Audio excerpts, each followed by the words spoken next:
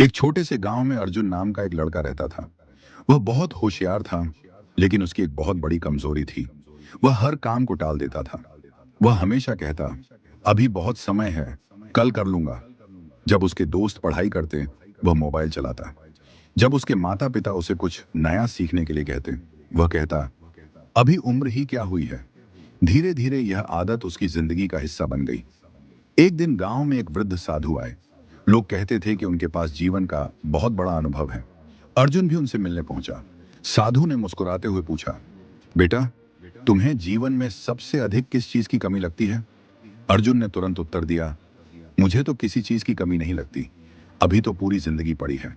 साधु मुस्कुराए और बोले, यही तुम्हारी सबसे बड़ी भूल है। अर्जुन हैरान होकर बोला, कैसे? साधु उसे पास के खेत में ले गए। वहां दो किसान काम कर रहे थे। पहला किसान सुबह सूरज निकलते ही खेत में आ गया था। दूसरा किसान दोपहर तक सोता रहा और फिर काम करने पहुंचा।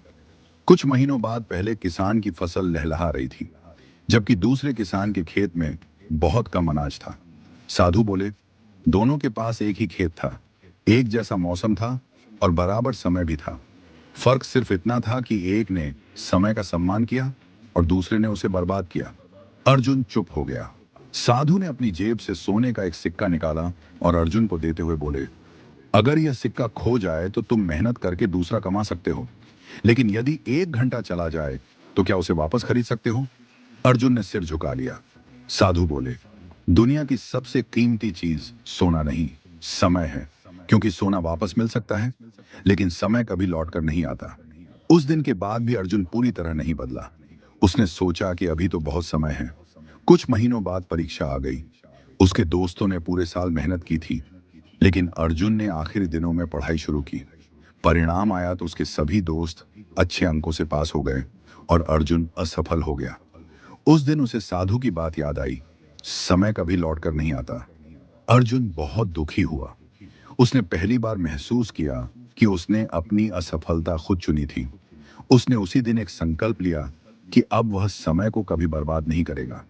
अगले दिन वह सुबह जल्दी उठा। उसने अपनी दिनचर्या बनाई, पढ़ाई के लिए समय तय किया, मोबाइल का उपयोग कम कर दिया और हर दिन थोड़ा थोड़ा आगे बढ़ने लगा। शुरुआत आसान नहीं थी। कई बार उसका मन करता कि आज आराम कर ले, लेकिन उसे साधु की बात याद आ जाती। धीरे धीरे उसकी मेहनत रंग लाने लगी। उसकी आदतें बदल गईं। अब लोग उसे आलसी नहीं, बल्कि अनुशासित और मेहनती लड़का कहने लगे। 1 साल बाद फिर परीक्षा हुई। इस बार अर्जुन ने पूरे आत्मविश्वास के साथ परीक्षा दी। जब परिणाम आया तो पूरे जिले में उसका नाम सम्मान के साथ लिया गया। जो लोग पहले उसका मजाक उड़ाते थे, वही उसकी तारीफ करने लगे।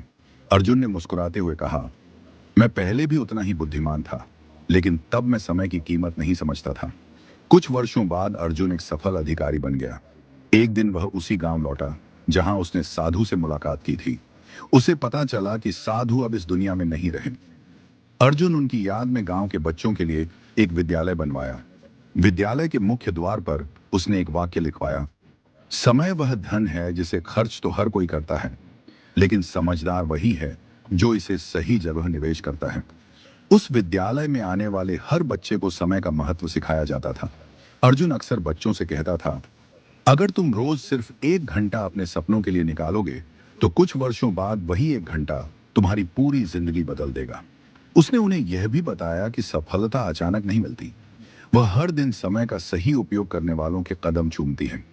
जीवन में हर व्यक्ति को 24 घंटे मिलते हैं। न किसी अमीर को 1 मिनट ज्यादा मिलता है और न किसी गरीब को 1 मिनट कम।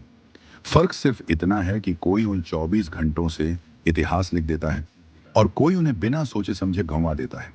याद रखिए, बीता हुआ समय कभी वापस नहीं आता। इसलिए आज का काम कल पर मत छोड़िए। छोटे छोटे कदम ही बड़ी मंजिल तक पहुंचाते हैं। अगर आप अपने समय का सम्मान करेंगे, तो समय भी आपको सम्मान दिलाएगा।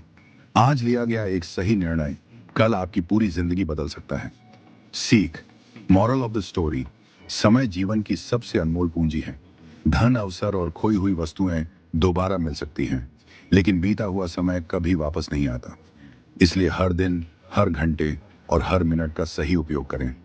जो व्यक्ति समय की कीमत समझ लेता है, सफलता स्वयं उसके कदम चूमती है।